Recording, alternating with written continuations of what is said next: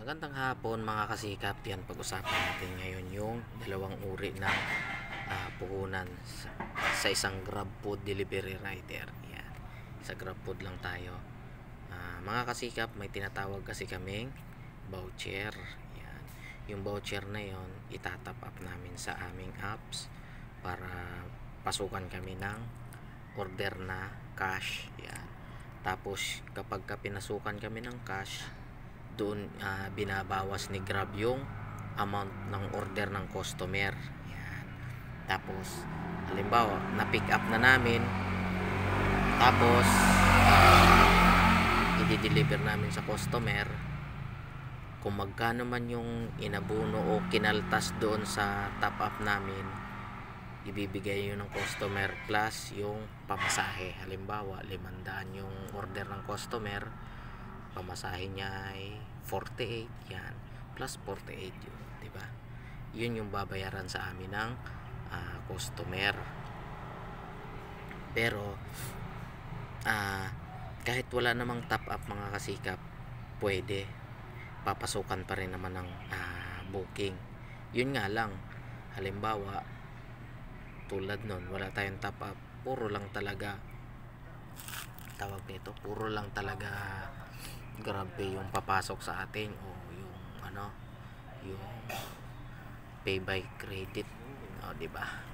Yun lang talaga yung papasok sa atin.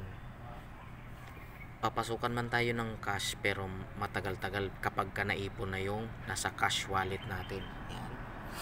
Halimbawa nakaipon na tayo ng naka-anim na biyahe ka na, nakaipon ka na ng medyo malaki-laking fare na nandun sa cash wallet natin, saka pa lang tayo papasukan ng cash.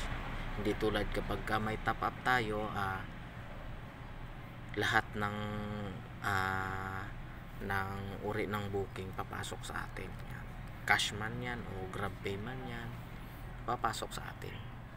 Kaya mataas ang tsansa na maraming booking na papasok sa atin. At isa pa yung kailangan natin cash na puhunan, kasi kapag pinasukan tayo ng Grab Food Express, ito yung tinatawag ding corporate. Yan.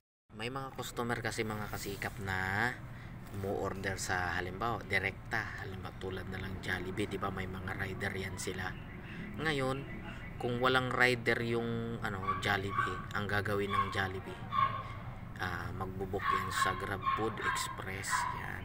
Halimbawa may aabunuhan tayo ron, tayo muna ang magpapaluwal sa order ng customer, tapos yung customer naman ibabayad sa atin yun. Yan.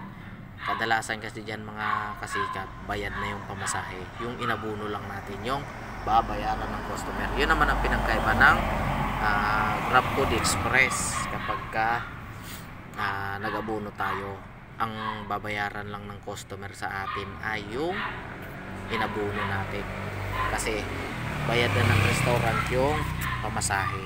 Yan. Naka Grab Pay.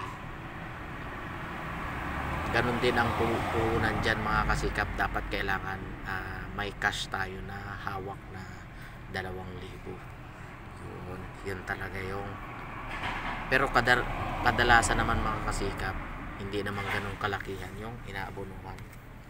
Hindi naman ganun kalakihan. Meron nga dyan mga 100 lang, 100 plus, pero kailangan pa rin nating maghanda ng ganung amount, kasi yun na yung inano ni Grab natin. Kailangan meron tayong 2,000 puhunan pang abono. Ayan. So yun lang mga kasikap. Magandang hapon ulit sa inyong lahat. Salamat sa patuloy na suporta.